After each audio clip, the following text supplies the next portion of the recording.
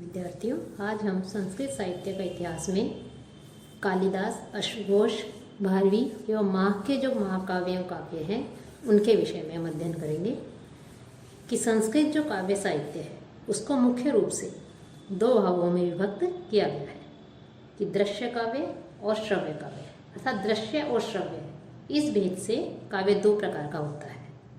और जो दृश्य काव्य वह होता है जिसका अभिनय जो किया जाता है, उस अभिनय को देखा जाए, नेत्रों का आश्रय लेकर के जो हृदय को आनंदित करे, जिसे देखा जाए, वह दृश्य काव्य होता है। और श्रव्य काव्य में केवल श्रवणी मुख्य होता है। दृश्य में तो दृश्य देखना और सुनना दोनों होते हैं, लेकिन श्रव्य काव्य में केवल श्रवणी मुख्य है। और वह जो कानों के द्वारा रसिक के चित्त को आनंदित करे, वह श्रव्य काव्य है। दृश्य काव्य जो है, उस दृश्य काव्य को ही रूपक भी कहते हैं, और यह रूपक नाटक आदि भेद से 10 प्रकार का होता है।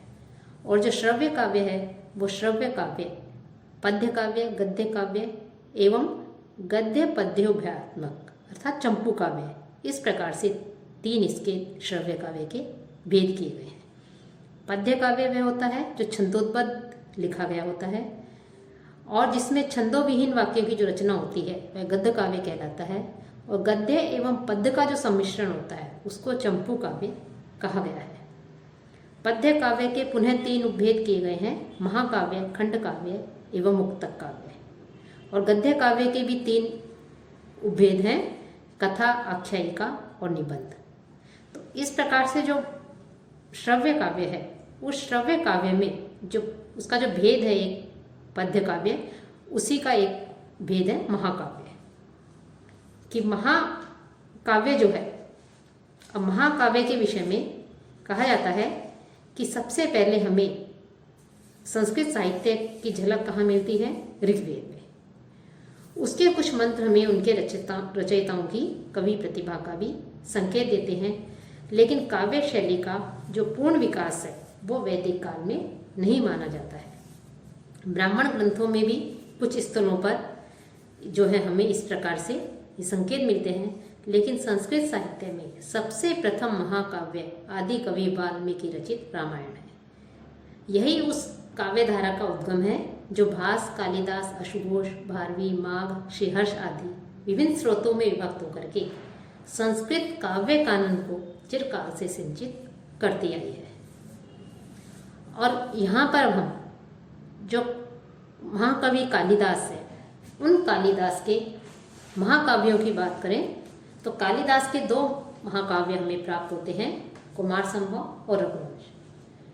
और कालिदास भगवती सरस्वती के वरद पुत्र, कवि कुल चूड़ामणि एवं सर्वतोमुखी प्रतिभा के धनी हैं और भारतीय संस्कृति के अनन्य उपासक रहे हैं। इनका नाम संस्कृत साहित्य के इतिहास में विश्रुत है। इन्होंने महाकाव्य, गीति काव्य तथा नाट्य रचना सभी में अपनी प्रखर प्रतिभा का परिचय दिया है। भारतीय विवेचकों की तो यह भी विचारधारा है कि कोई भी व्यक्ति अपने जीवन वृतांत से अजर अमर नहीं होता, अपितु अपने कार्यों से, अपनी कृतियों से, अपने कर्मों से ही अजर अमर होता है। और लोक में जिसकी कीर्ति होती है उसे ही जीवित माना गया है। कीर्ति यस्य यजयति। कालिदास वस्तुतः ऐसे ही यशस्वी कृतिकार हैं जिनकी कीर्ति एक सफल महाकाव्य के रूप में, एक सफल खंड काव्यकार या गीति काव्यकार के रूप में और एक सफल नाटककार के रूप में विख्यात है। संस्कृत साहित्य के समूचे इतिहास में सामान्यतया एक कृतिकार एक ही विधा में सफल प्रमाणित हुए हैं, जिनमें हम अश्वघोष से लेकर के भारवी, माघ, कुमारदास, श्रीहर्ष, विल्लन आदि अनेक सफल महाकाव्यकार हुए हैं। और नाटककारों में भट्ट नारायण, भवभूति, शूद्रक, विशाखादत्त आदि सफल नाटककार के रूप में जाने जाते हैं। लेकिन महाकवि कालिदास ही एक ऐसे कवि हैं जो सफल महाकाव्यकार के साथ साथ नाटककार भी माने जाते हैं। और जहाँ तक महाकाव्यों की बात करें तो कालिदास ने रघुवंश और कुमार संभव इन 2 महाकाव्यों की रचना की है। तो कुमार संभव जो महाकाव्य है, उस कुमार संभव महाकाव्य में शिव और पार्वती के विवाह का वर्णन है। विद्वानों के अनुसार इसकी रचना रघुवंश के पूर्व हुई थी। और कुमार संभव जो महाकाव्य है यह 17 सर्गों में विद्यमान है, जिसमें शिव पार्वती के पराक्रमशाली पुत्र कार्तिकेय के जन्म एवं उनके द्वारा जो भयंकर असुर तारक था उस तारक के वध का वर्णन किया गया है। इसी का दूसरा रूप अष्टसर्गात्मक है। विद्वानों का अनुमान है कि मूल कुमार संभव 8 सर्गों में ही रचा गया था और शेष सर्ग किसी अन्य प्रतिभाशाली कवि द्वारा जोड़े गए हैं। और किंवदंती ये भी है कि 8वें सर्ग में महाकवि ने शिव पार्वती के मिलन का जो चित्र प्रस्तुत किया है, जिससे क्रोधित होकर के पार्वती ने उन्हें श्राप दिया कि तुम्हें कुष्ठ रोग हो जाए। इस कारण से यह काव्य अधूरा रह गया है। 8वें वर्ग की कथा वस्तु से ही ये जो ग्रंथ है कुमार संभव, इसके नामकरण की सिद्धि होती है, क्योंकि शिव पार्वती के मिलन से ही कुमार के भावी जन्म की घटना की सूचना मिल जाती है। तो यह शिव पार्वती के कथानक पर आधारित यह महाकाव्य 17 सर्गों में निबद्ध है। कुमार संभव कालिदास की काव्य कला का श्रेष्ठ उदाहरण है। इसमें प्रेम के उत्कृष्ट वर्णन के साथ साथ काव्य सौंदर्य की उत्कृष्ट अभिव्यंजना हुई है। इसमें जो कथ्य है वो अति संक्षिप्त है। अतः शिव पार्वती व कुमार जन्म आदि की कथा को ही काव्यात्मक रूप से यहाँ प्रस्तुत किया गया है। कुमार संभव महाकाव्य जो है उसका प्रारंभ ही हिमालय वर्णन से होता है। कवि ने हिमालय को भारतवर्ष का शीर्ष मुकुट ही नहीं, पृथ्वी के आधारभूत मेरुदंड के रूप में भी यहाँ पर एक तरह से प्रस्तुत किया है। तो कुमार संभव की जहाँ तक कथा वस्तु देखें तो इसके प्रथम सर्ग में के प्रारंभ में शिव पार्वती के निवास स्थान हिमालय का वर्णन है। हिमालय का जो मेना है उससे विवाह एवं पार्वती का जन्म, पार्वती का रूप चित्रण किया गया है।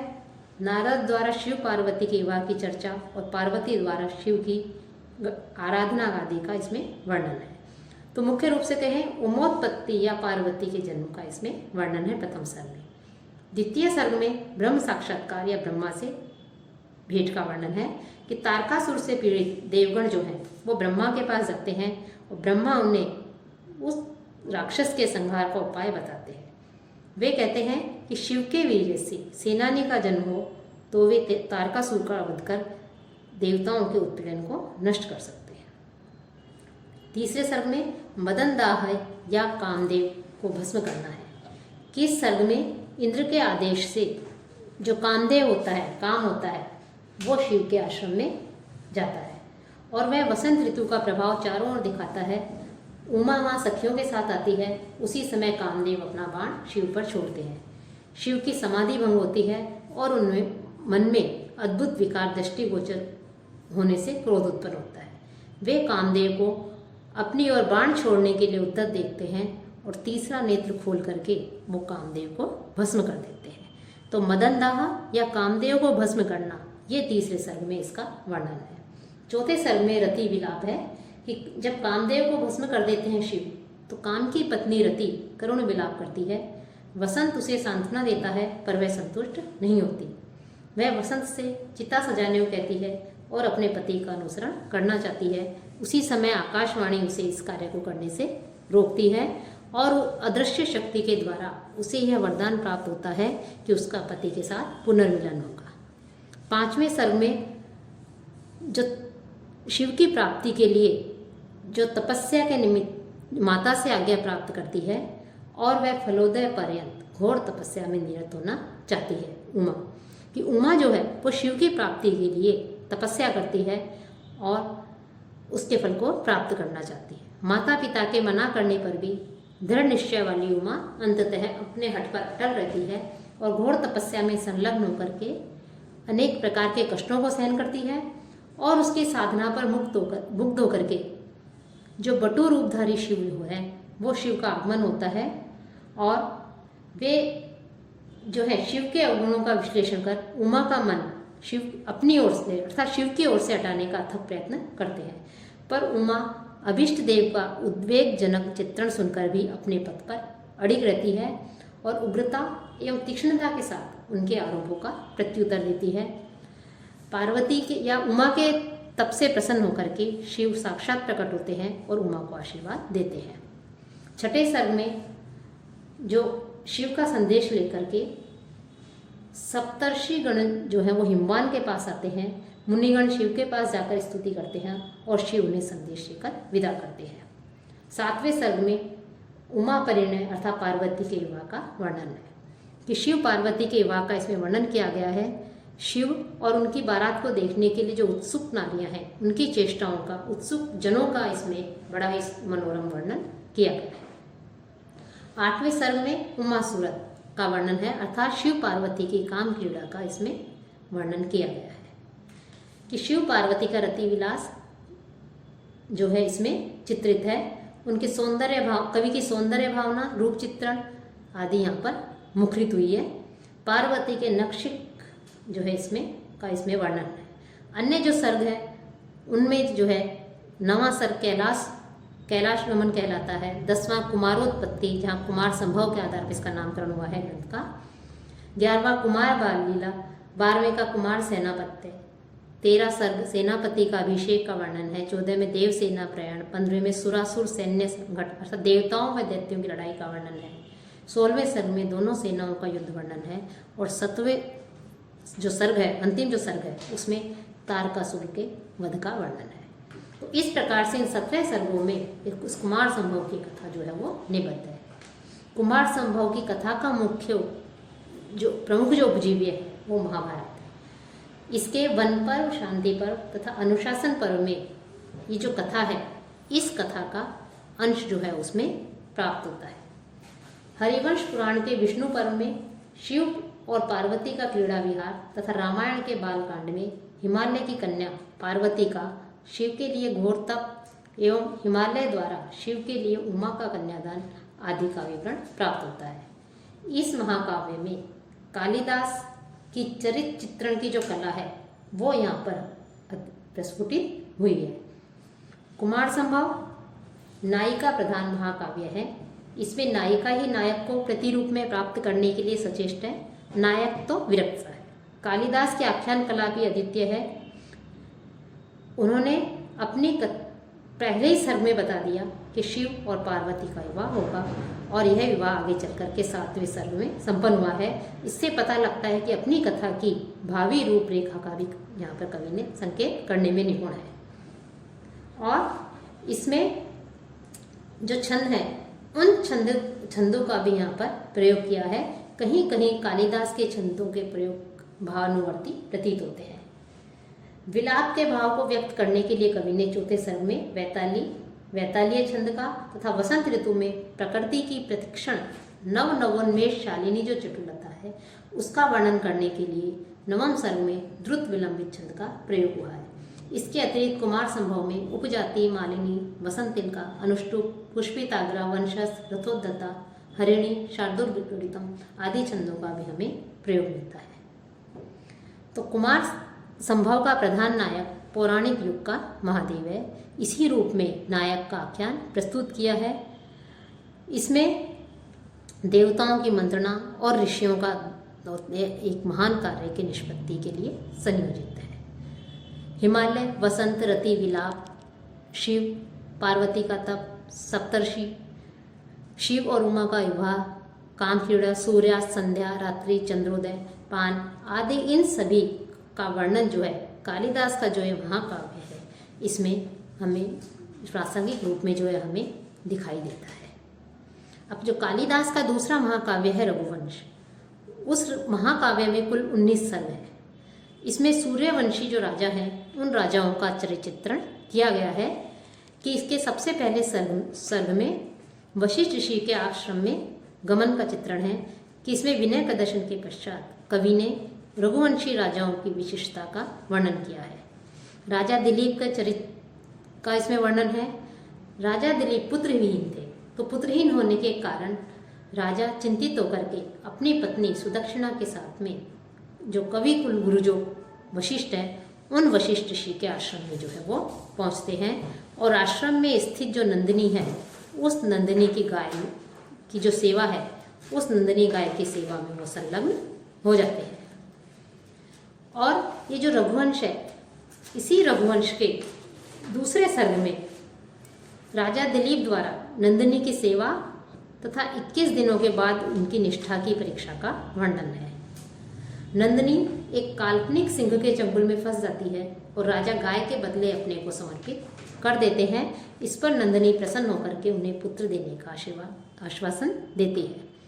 पत्नी सहित राजा ऋषि की आज्ञा से नंदिनी का दूध पीकर उत्फुल्ल चित्त होकर के वापस राजधानी लौट आते हैं। तीसरे सर्ग में रघु राज्याभिषेक का वर्णन है कि रानी सुदक्षिणा का गर्भाधान होता है, रघु का जन्म होता है एवं युवराज्य तथा दिलीप के द्वारा अश्वमेध का वर्णन है। सर्ग के अंत, तीसरे सर्ग के अंत में सुदक्षिणा सहित राजा दिलीप के वन जाने का वर्णन है। चौथे सर्ग में रघु दिग्विजय का वर्णन है। इस सर्ग में कुल 88 श्लोक हैं और रघु राज सिंहासन पर बैठकर चारों दिशाओं को जीतकर एक यज्ञ प्रारंभ करता है। पांचवें सर्ग में अज स्वयं वराभिगमन का वर्णन है कि जो रघु जो है अत्यधिक, उस रघु का राजकोष अत्यधिक दान करने के कारण रिक्त हो जाता है। उसी समय कोत्स नामक एक ब्रह्मचारी आकर उनसे 14 करोड़ स्वर्ण मुद्राओं की मांग करता है। राजा कुबेर पर आक्रमण कर उनसे स्वर्ण मुद्रा ले आते हैं और कोत्स को समर्पित कर देते हैं, जिसे लेकर वह उन्हें पुत्र प्राप्ति का वरदान देकर चला जाता है। और जो रघु है उसके अज नामक पुत्र होता है जो धीरे धीरे युवावस्था को प्राप्त होता है और वह वहाँ से कुंडलिनीपुर में इंदुमती जो है उस इंदुमती के स्वयंवर के लिए जाता है। छठे सर्ग में इंदुमती स्वयंवर का वर्णन है कि राजकुमारी इंदुमती के स्वयंवर में अनेक राजा लोग आते हैं और उन सभी राजा लोगों का जो सुनंदा है वो इंदुमती के सम्मुख उनका परिचय कराती है, राजाओं का वर्णन करती है। और जो राजकुमारी इंदुमती है वो अज के निकट आती है और अज को अपने पति के रूप में उसको वरण कर लेती है। सातवें सर्ग में भी अज और इंदुमती के पाणी ग्रहण का वर्णन है। आठवें सर्ग में अज को राजा बनाकर रघुवन में तप करने चले जाते हैं, वहाँ उनकी मृत्यु हो जाती है। प्रजापालक अज जो है उसके दशरथ नामक पुत्र होता है और जो वन में गई जो इंदुमती थी उस पर किसी विद्याधर की माला आकाश से गिरती है और वो भी मृत्यु को प्राप्त हो जाती है। तो राजा अज के इसमें विलाप का वर्णन किया गया कि इंदुमती और रघु तपस्या के लिए चले जाते हैं, वहाँ उनकी मृत्यु हो जाती है, इंदुमती की भी मृत्यु हो जाती है। तो यहाँ पर राजा अज का विलाप का वर्णन है। नवें सर्ग में राजा अज जो है वो दशरथ को राज्यभार सौंपकर अब वन में तपस्या करते हुए सद्गति को प्राप्त करते हैं। दशरथ राज्य करते हैं, उनके भी 3 रानियाँ होती हैं और जो दशरथ है उस दशरथ को जब उन्होंने श्रवण कुमार का वध कर दिया तो उनके माता पिता के द्वारा उनको श्राप दिया गया कि तुम्हें भी पुत्र शोक की प्राप्ति होगी। 10वें सर्ग में रामावतार का वर्णन है। दशरथ पुत्र प्राप्ति के लिए यज्ञ करते हैं। उस यज्ञ में सभी देवता मिलकर क्षीर सागर जाते हैं और विष्णु को जगाते हैं। विष्णु कहते हैं मैं पृथ्वी का भार उतारने के लिए राजा दशरथ के घर अवतार लूँगा और तुम्हारे शत्रुओं का, जितने भी शत्रु हैं सबका नाश करूँगा। इसके बाद राजा के 4 पुत्र होते हैं। 11वें सत्र में सीता विवाह का वर्णन है। 12वें सर्ग में रावण वध का, 13वें सर्ग में दंडक वन से प्रत्यागमन का और 14वें सर्ग में सीता के परित्याग का इसमें वर्णन किया गया है। 15वें सर्ग में राम के स्वर्गारोहण का वर्णन है। 16वें सर्ग में कुमुदवती के परिणय का, 17वें में अतिथि का वर्णन किया गया है कि कुमुदवती से अतिथि नामक पुत्र होता है और उसका वर्णन है और कुश की मृत्यु का इसमें वर्णन है। 18वें सर्ग में वंशानुक्रम जो है 53 श्लोकों का वर्णन है। 53 श्लोकों वाले इस सर्ग में इक्ष्वाकु वंश के 25 नृपतियों द्वारा क्रमशः सिंहासन पर जो आरूढ़ हुए थे उसका बड़ा ही सुंदर चित्रण किया गया है। और 19वें सर्ग में अग्निवर्ण का जो है उसका श्रृंगार का वर्णन है कि अग्निवर्ण राजा बनता है जो अपने सचिवों को अपना राज्य सौंप करके प्रियाओं के साथ क्रीड़ा करता है। फिर वह जो राज्य श्रम जिसे क्षयरोग कहते हैं उससे पीड़ित हो जाता है और अंत में जो है वो मृत्यु को प्राप्त हो जाता है। जो उसके मंत्रीगण होते हैं, सचिवगण होते हैं, वो उसकी गर्भवती रानी का राज्याभिषेक करते हैं। तो इस प्रकार से 19 सर्गों में इस रघुवंश की कथा लिखी गई है। रघुवंश कुमार संभव की अपेक्षा अधिक विस्तृत जो है विस्तृत दिखाई देता है कि यहाँ पर कालिदास की कला का पूर्ण रूप हमें दिखाई देता है। रघुवंश को हम एक समग्र इतिवृत्तात्मक काव्य न कहकर कई चरित्रों की चित्रशाला भी कह सकते हैं, जिसमें दिलीप से लेकर अग्निवर्ण तक कई चरित्र हमारे सामने आते हैं। इस पूरे काव्य में कालिदास की जो तुलिका है वो रघु और राम के चरित्रों को ही अपनी समस्त संपदा दे सकी है, और इसमें इन्होंने सारे जो चरित्र हैं उन चरित्रों को बड़ा ही सुंदर वर्णन इसमें कवि ने किया है। रघुवंश के पूर्वार्ध में रघु का आदर्श चरित्र अत्यधिक उदात्त है, दिलीप तथा अज के चरित्र उसी के अनुरूप में आए हैं, और इसके उत्तरार्ध में राम के चरित्र का भी इन्होंने सुंदर चित्रण किया है। और इस प्रकार से ये जो रघुवंश है, इस रघुवंश महाकाव्य में दिलीप, रघु, अज तथा राम के चरित्र का प्रमुख बिंदु तपह रूप निस्वार्थ भावना है। इन सब का वर्णन जो है, जो महाकवि जो कालिदास है, उन कालिदास ने बहुत ही सुंदर वर्णन इस रघुवंश जो महाकाव्य है, इस महाकाव्य में उन्होंने किया है। यहाँ सुलभ, कहीं तो कवि ने सुलभ मानवीय संवेदनाओं का उदात्त चित्रण प्रस्तुत किया है, तो कहीं राजाओं की छाया कृतियों का वर्णन किया है, कहीं गो सेवा, आश्रम वर्णन, उत्सव वर्णन, अज का विलाप जैसे मार्मिक स्थल है, प्रकृति का वर्णन है, और तो कहीं इसमें लोक चरित्रों का भी वर्णन है। तो दूसरी ओर राजधर्म एवं मानवीय आदर्शों का भी इस रघुवंश महाकाव्य में कवि ने वर्णन किया है। संक्षेप में कहें तो रघुवंश कालिदास की काव्य कला का सर्वोत्कृष्ट निदर्शन है। इसमें काव्य सौंदर्य के साथ साथ मानवीय जीवन के यथार्थ, राष्ट्रीय चरित्र एवं भारतीय जीवन की जो ऊष्मा एवं जीवंतता है उसका उज्जवल चित्रण इसमें किया गया है। और इनके जो महाकाव्य हैं, ये महाकाव्य संस्कृत महाकाव्य परंपरा के सर्वोत्कृष्ट प्रतिमान हैं। इनके दोनों महाकाव्यों में काव्य प्रतिभा का चरम विकास दृष्टिगोचर होता है। दोनों ही काव्य कला, सौंदर्य एवं काव्य प्रतिभा के उत्कृष्ट परिचायक हैं। दोनों ही काव्यों में कालिदास का काव्य शिल्प, चरिचित्रण, वर्णन कौशल, रसाभिव्यंजना, भाषा शैली की उदात्तता, भाव एवं कथ्य की संप्रेषणीयता, संवेदनाओं की मार्मिक व्यंजना एवं प्रकृति से आत्मीयता जो है वो हमें इन दोनों ग्रंथों में देखने को मिलती है।